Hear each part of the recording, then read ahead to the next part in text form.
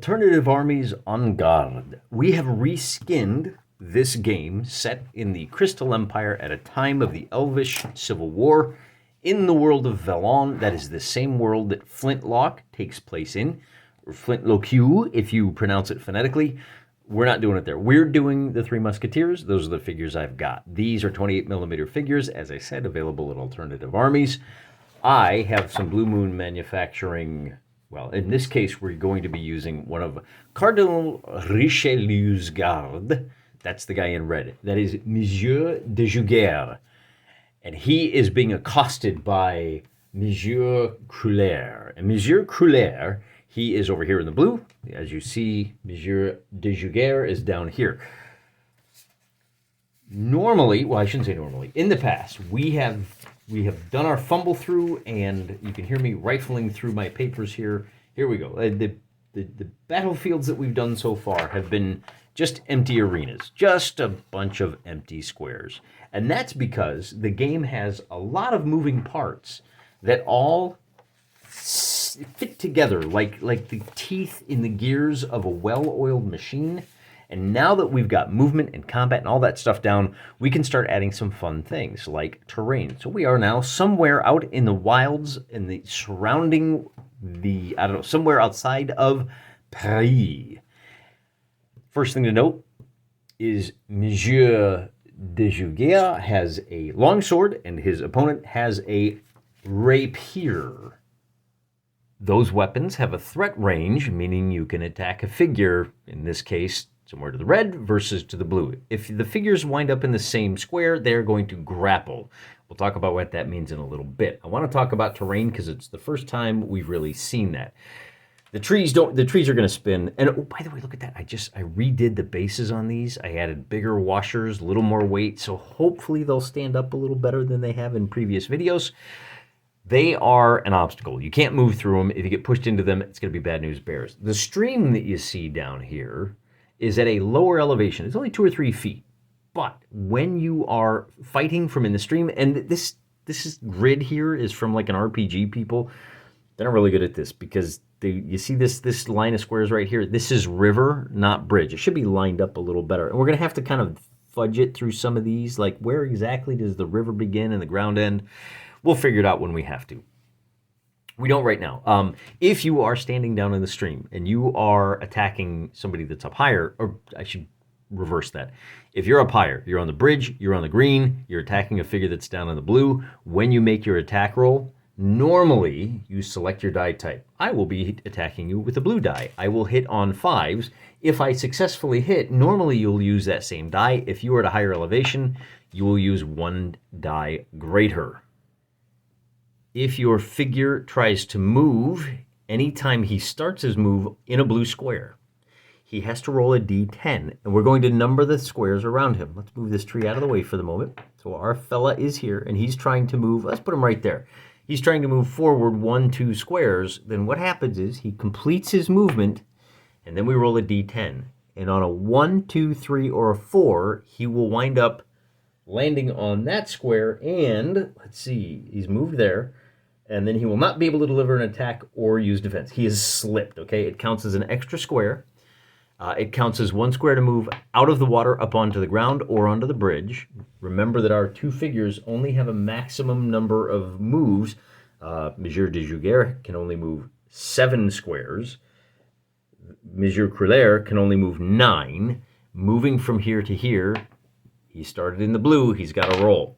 On a 3, instead of, he's going to wind up stumbling, and he will wind up 1, 2, 3. Oh, he winds up back here. He cannot attack, nor can he defend this turn. Not a good place to be. Likewise, if you are pushed backwards because of a slashing attack into an obstacle or from a higher to a lower elevation, on the next turn, you lose the ability to either attack or defend. Remember, defending is when you try to outguess your opponent. We're going to do the same kind of double fisting the attacks and defenses that we have always done. But before we do, let me just point out, I am going to use these 2 dice. The man in blue is going to be over here. And he only has these dice to choose from. He's got 2, 4, 6, 8, 9 actions available to him. And the fella in... Did I get that right? Yep. And the fella in red, he's got 10. The fella in red has a total of 9 spaces available to him. The fella in blue can only move 1. So that'll help you kind of keep track of the score for where these guys are at. Again, just to remind you, you have to pick a die for movement. When you reach your maximum move, again, 9 and 7, on your next activation, you don't get to move at all. You are fatigued. Let me walk that back. Fatigue is different. Fatigue is when you run out of dice. When you roll and fail, you roll a 1 through 4 on one of these dice. That die is removed from your dice pool. So we are going to start the figures. As I said, they have arrived at the bridge at the same time. And the terrain looks a little something like this. And apparently we've got our masked blue bandit, Monsieur Cruller. See, he's got the red sash on. He is upset with the Cardinal's Guard and says, "Have at thee." On this first turn, Monsieur Judigaire opts for a D8, which allows him to sidestep. You must choose a movement dice, and you must do what the die calls for. There's not going to be any attacks on this. Monsieur Cruller says, "I will advance 2 squares." Now that puts, we are now 1 square versus 2 squares, and it's a good bet that our masked bandit is going to be preserving his squares. He needs to move up in order to not get shoved off the back corner of the table. This is still a gentleman's duel. If you're pushed into, or I should say if you're pushed off of the table, then that's going to be a result of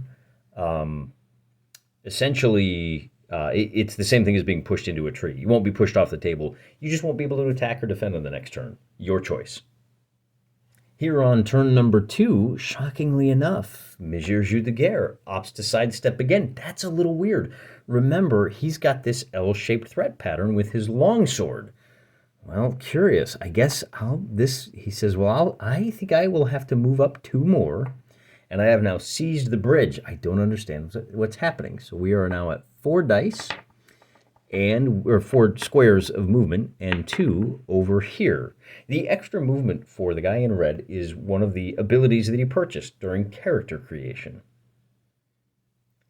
For turn number 3, the die selection is as follows. The smaller die gets to go first, and our bandit backs up a square, recognizing what's about to happen. Monsieur Judigaire rushes up, and oh my goodness, he doesn't have an ability to attack. But he feels pretty good about where he's at, because even though the rapier can attack him, he's going to be attacking with a D6. The move count goes to 5, and because our Cardinal's Guard has moved up 1, 2, 3 squares, they are both sitting on 5s for their actions, and he can't attack, so we're going to pull that die back. But Monsieur Cruller can. He is going to, well, first we have to figure out what is our attack going to be and what are we going to defend against. He will opt for a cut and thrust. There's a chance that the Cardinal will block that attack. With a total of 5 hit attacks available, we reduce that by 1. There is a 1 in 4 chance that red blocks that flurry. So I roll a D8, on a 1 or a 2, the defense is successful. It is. So there's no need to even roll because he called it, and that's where we end the turn. This time, our broadsword fella says, "I'm going to attack again." And to his surprise, the bandit has also opted to charge. Now, when you have the same die type, the tiebreaker is to simply roll the dice, and whoever rolls higher gets to go first. But that is modified by the figure's reflexes. Blue has a reflex of 4. Our strong guard has a reflex of 2, meaning the blue die is going to be at an effective +2. And with a 4 versus a 19, the red will still go first. 1, 2, 3. And he'll go 1, 2, oh, that's his 7th square. He has to stop there because he is exhausted. And that puts the Cardinal's Guard at 8. That means this fella cannot move. If we had chosen the D12 for the guy in red, he would be in good position to sidestep and take a good solid whack at him next turn. Actually, he would have been here, right? If we had just chosen the D12, we could have just pivoted, and then we get a free whack at him because he's too tired to defend. But be that as it may, nobody gets an attack. So on this next turn, we know this guy will be using a D6. Now, this is different from selecting a D6 from your die pool. When you do that, you back up one square. That's not the case here. Instead, what happens is, well, first let me just explain that our longswordman is going to use the D12. So not only does this guy not move first, he can't attack or defend because he is tired. Our swordsman is going to pivot 1, and that puts him at 9, and now he is tired. And on his next turn, he's going to be stuck using that D6. So then the question becomes, with a reverting back down to 1, and you know, I keep forgetting, after a round of combat, figures have a free turn. Like, they can turn 90 degrees, not they get a free attack option. But I forgot for both guys. So that's really good because it gives you a free move. This is the turn in which our red suit can't do anything, and our blue suit says, well, I guess I will turn around, Bright Eyes, and we're just going to move him like that. He turns once, and now, they are going to wind up sidestepping together. There's no attacks, so we put the dice back, and this gets reset back down to, technically it's 0, this is 0. The turning, that 90-degree turn should be his first. So on the next turn, he says, I will sidestep, and I will sidestep. So they move, bing, bing, and that's his first and his second. And does anybody have an attack? As a matter of fact, blue does have an attack. So here we have a case where blue is going to take a poke. His threat is here, here, and here. And he says, well, I am going to go ahead and use my... Now, in this case, if you use slash, you can push your opponent back 1 square. You can't use that when you're using a rapier. I always want to say raper, but, the judge said I wasn't allowed to do that. Okay, so red doesn't get an attack, but he does get a chance to defend. So, again, we're going to let's do a flurry of 2 attacks at -1 to hit and -1 to damage. Well, we're using a D8. I don't like that. He does not have a slash is the only thing. Let's do hack. It's going to be -1 to hit and +2 to damage if he does. He can't. So once again, on a 1 or a 2, red will block, and with a 7 he fails. So the attack can go through. We roll a D6, and on an 8, that is a successful hit. This will do +2 to the damage. To figure out what damage we do, we roll the same kind of die. And we roll a 3 +2, and that's going to make all the difference in the world, because that +2 means that we do 1 point of damage. Or do we? Remember, Monsieur Jeu de Guerre has a special ability that allows him, once per game, he's called Hardened, so he gets a 5-up save. And with a 10, he saves and does not take that point of damage. That then becomes the end of the turn. And now the question is, clearly red is going to sidestep so he can get an attack in on blue. What is blue? Well, first of all, before I forget, everybody can take a free pivot if they want to. Blue can escape from that if he pivots this way. The rules on turning after combat do not say anything about who gets to decide whether or not they will turn first. I've reset them both to the situation they're in. I'm going to roll off, and whoever rolls higher, remember, blue is at +2 on this, whoever rolls higher gets to choose whether to go first or second.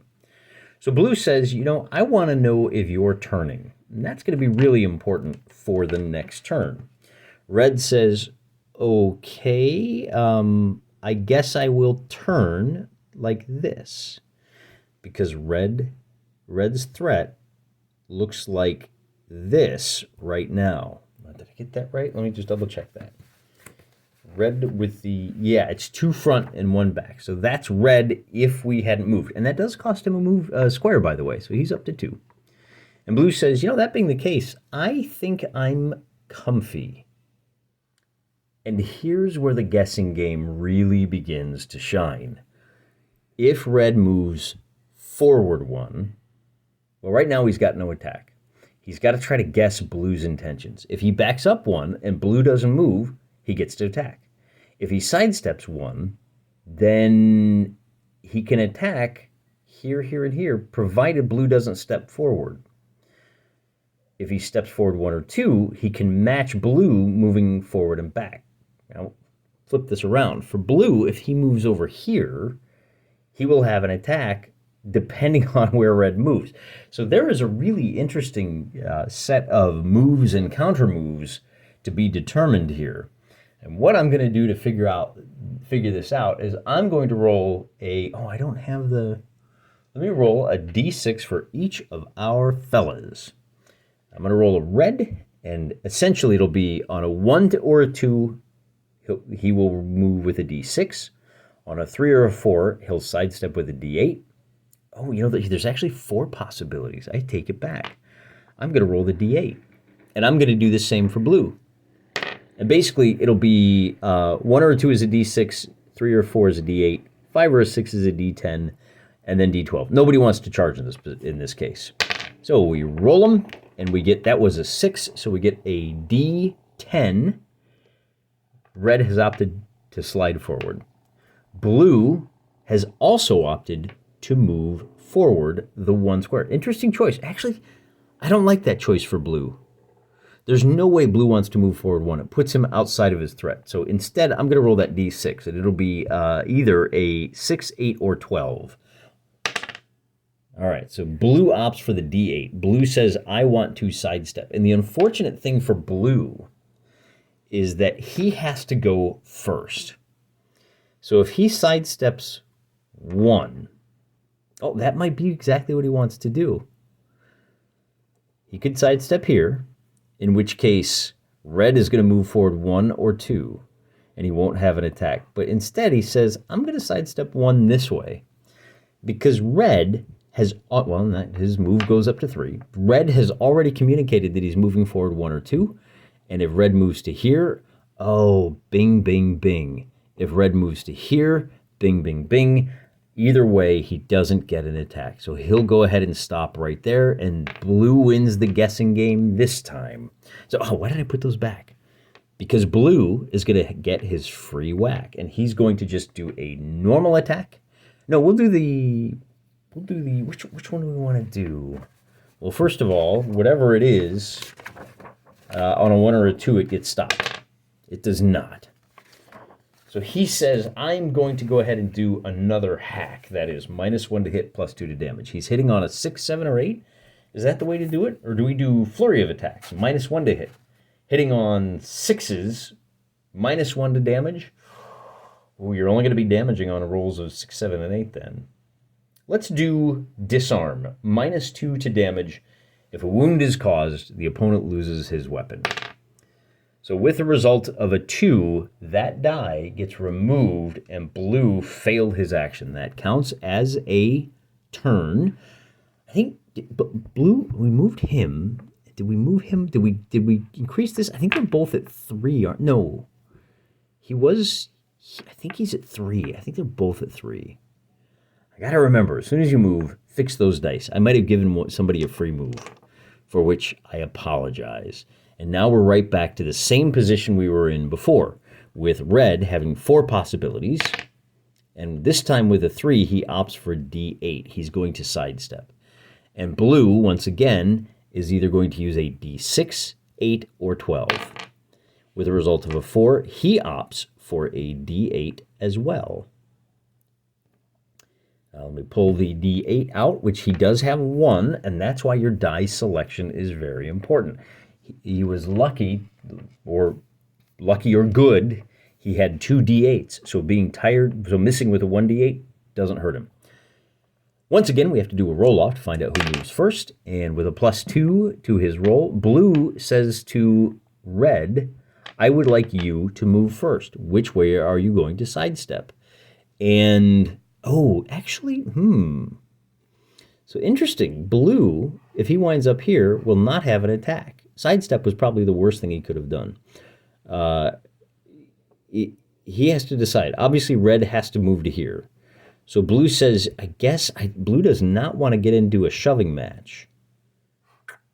Because when you wind up in the same square, you're going to grapple. That means rolling your action die. And that's what he wants to do. So here's his conundrum. If he moves to here, red is going to get a free hack at him. He says, you know what? Rather than having to eat that free hack, I'm going to sidestep to here so that when red joins me in this square, I can at least have that roll off. And I don't see if there's any modifiers based on strength. So it's a straight roll off with some interesting results. I'm glad we finally got to one of these. If you double up your opponent, bad things happen. And I think this worked out pretty good for blue because just by beating his opponent, well, let me just run down the list of possibilities. If they're tied, they stay where they are and they continue to grapple next turn. But if your opponent has a knife, he gets to take a free stab at you. By simply winning, blue pushes red back. If he had doubled him up, if he had rolled a 4, he would have pushed him back 2 squares and red would have gone into the drink. As it is, blue is going to get the free attack because red doesn't have a whack. So blue takes the stab and red does not block. It's just a straight hack and slash. The 4 is going to be a miss and he is out another die. There's no attack that gives you +1 to hit. Well, slash gives you +1 to damage, but none give you +1 to hit. Blue can no longer sidestep. He is out of D20s. He says, that's fine. I will simply hold my ground. Perhaps I will... Oh, I did it again, didn't I? Blue is up to 4 squares. So we still got 3 more squares remaining. He uses the D11, and correctly anticipating that red is also going to use a D11. They're both going to use D12s. The D12 allows you to simply stand your ground. This D12 will allow red to turn to face on the 4. However, I mean, we could always roll to see, but it's pretty obvious what's about to happen here. So who gets to move first? I mean, we can roll to see who gets to move first. And oh, look, with a tie, we have to roll off. And I don't think it really matters. Red says, listen, I'm just going to go ahead and turn. And I know that blue is not going to turn. So we are now on to, oh, but you know, the thing is, you have to do that to see who's going to activate. And that means another roll off. Blue is at +2. Blue is going to get the first attack off, and blue says, I'm going to go ahead and do a flurry of blows. I want to attack twice. Red is trying to anticipate. Let me re-roll that because it's cockamamie, and he's, uh-oh, I have to take 2 attacks. Oh, boy. So a roll for both of those. And remember that any hits, and he misses on both of them, he has now lost 4 dice. Red is just wearing him out. And to make matters worse, red now gets a chance to counterattack, and red says, I am a big, strong man, baby. I am going to go ahead and slash. I've got the longsword, which has a maximum damage of 16. I don't think I've pointed this out yet. Your damage spread is from 5 to 12 in this case. It's actually from 5 to like 17, because if you roll higher than your damage, you don't do any damage. And of course, if you roll a 1 through 4 on that attack roll, then you don't do any damage either. So it's kind of interesting that your damage rolls are either 0 or like 5 or higher. Anyway, long story short, the slash is +1 to damage, and it moves your opponent back 1 square if he's damaged. But we have to hit first. With an 11, oh, wait a minute, I almost forgot. This guy blocks on a 1 or a 2, but because red only has 4 attack routines, there's a 1 in 3 chance that he stops it. And with a 5, he does not. So the 11 does hit, and we have to check for damage. And that damage is at +1. So we roll a 9, which is enough to do just 1 wound of damage. But more importantly, it pushes blue back into the stream. Glug, glug, glug. That 1 wound, oh, and he has to check to see if he stumbles as he falls. Let's see, push back, crashing into obstacles. It will cause him to lose his attack next turn or his defense, right? So got to remember that, having fallen into the water. And he's in really big trouble because he doesn't have any D8s. So as we move on to our... Does that cost him a movement? Characters, let's see, push back. This occurs straight back with 1 square, keeping the same facing. So he is in big trouble because he is going to have to fall back 1 square. Or, well, does he fall back or does he turn? Well, he can't turn. He doesn't have any D12s remaining. He is down to 6s, 10s, and 20s. So he's going to have to fall back a square. And that's going to allow the big boy to advance just 1 square and keep him right where he wants him. The blue die, of course, goes first. And then red steps up, and red is now, bing, bing, in his attack routine. So red gets the attack, and blue does not. Remember, blue attacks this L right here. Now, what that does is, on the next turn, blue is going to be able to step back 1 more time. And, well, wait a minute. I almost forgot something that I have forgotten a lot of. 5 and 5. But blue is just desperately trying to get out of range of his sword. Where does blue actually wind up? Well, we have to roll because we have to check. We have to make a stumble check. Let me use a blue die for the blue figure. On a 9, he's fine. Remember, on a 1, 2, 3, 4, he winds up in that square. He cannot attack and he cannot defend. Red, because he fell in the water, red gets a free swing with no worries about defense. And he says, oh, that being the case, I think I'll go ahead and hack. -1 to hit, +2 to damage. Yeah, he's just going all-out attack. He gets a 2, and he loses his first die of the game. That's the end of the turn. And once again, blue says, I need to back up a step to get out of range of this. Oh, wait a minute. No, he does not. Blue says, you know what I can do? I can... maybe, well, does he want to turn? Boop, boop. They did fight a round of combat. He says, I'll take the free turn. It's the only way I'm going to be able to pivot in place. And that will allow him to select a blue D10 to get out of the stream. He can move forward 2 squares. Now that puts red in an interesting position. Red, knowing that he's going to move forward 2 squares, if he sidesteps once, he won't have an attack. Does red want to turn? I think red says, you know, I'm comfortable just sidestepping. And so on the next turn, red says, let's see what you do, buddy. And old buddy boy says, well, I'm obviously going to move forward too. Or am I? Let's see if I can roll a 1 through 4. With a 5, he will move up there. Does that cost him 3 squares? Oh, so he's going to move 6, 7. Oh, he can only move 1 square this turn. Oh, no. I didn't think about that. He can only move to right here. Let me adjust that tree so we're looking through the branches. And not only does blue get the attack, but now he didn't stumble, so he does get to defend. Red says, I'm doing the big whopping attack again. The defense is unsuccessful. And and he moved 1 as well, so he's up to 6. There we go. He rolls a 6 on his attack. That is going to be a successful hit. He is at +1 to damage. He rolls a 5, and that is a 2nd wound to this guy. That is his last wound. That will end the duel. He falls and succumbs to his wounds. He succumbs to his wounds. We've all been there, brother. Let's see. And that means we have to go to the post-game sequence. Now, what I was going to say is, this guy, because he didn't have enough movement, he would have to stand here in the water for the next turn. He is at his max move. On the next turn, the Cardinal's Guard would be using this die to stay right where he is. It doesn't cost him a movement. It doesn't count as resting. But he doesn't move, and he gets another hack. And then on the next turn, this old boy can climb out, but that means red. So by getting into position finally, weathering that flurry of blows, red's ability to take that 1 hit and allowed him to shove his opponent into the stream, which really made all the difference in the world.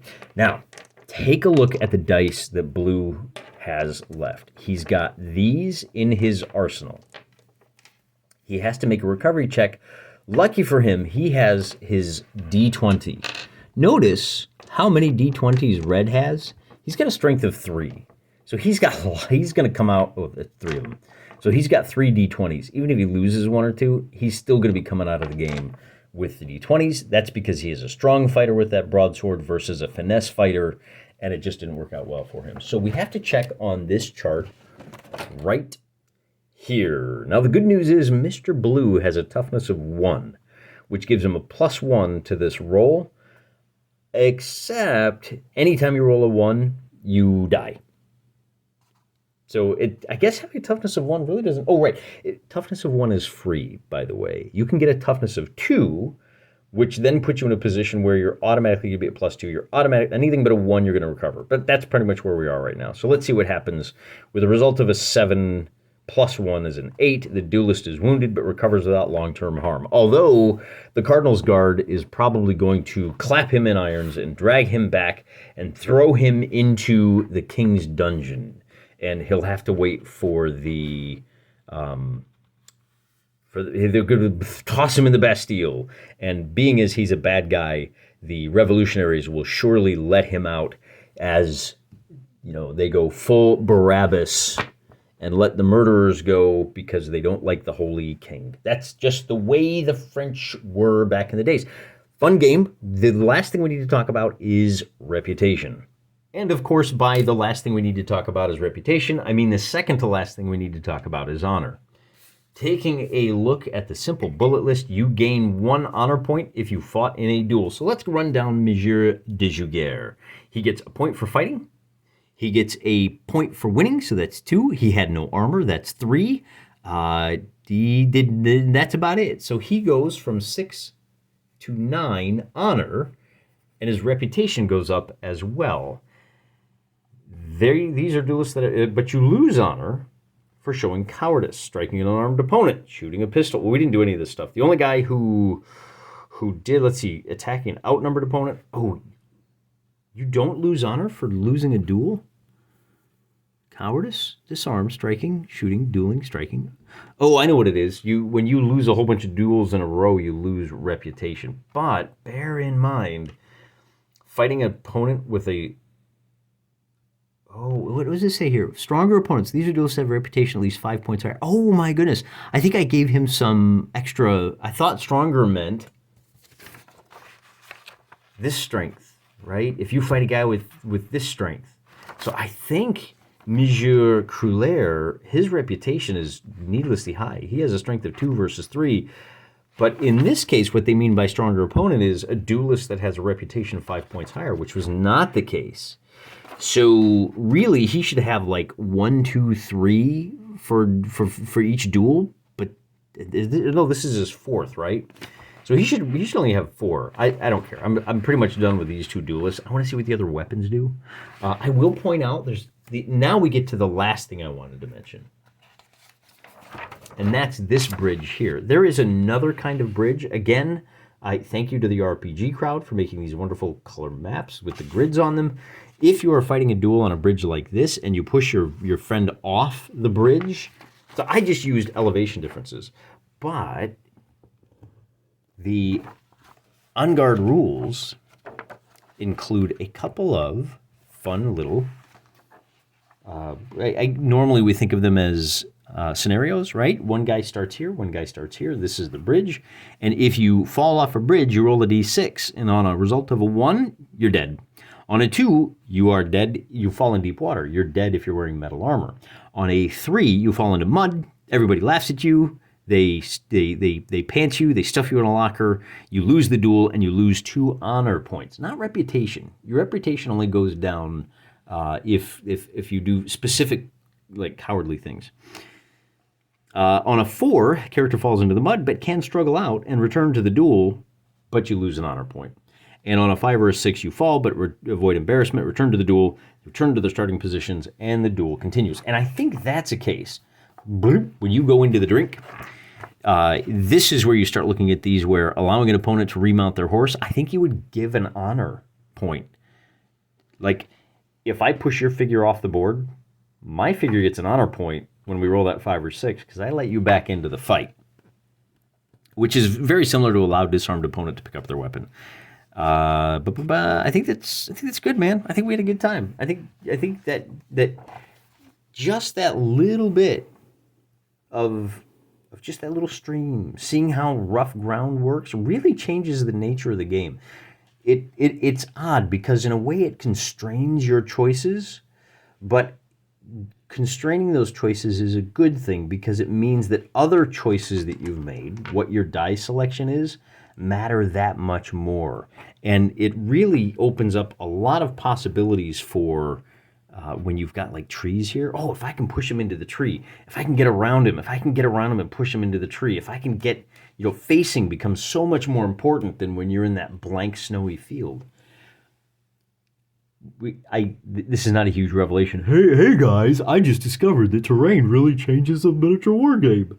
Where's my Hugo Award? Not Hugo Award. What would the miniature war game awards be? Where's my Donnie? Oh, I know. Where's my Caesar Award? I definitely want to win an award show because those aren't rigged. I crack me up. Hey, until next time, guys. I'm praying for you.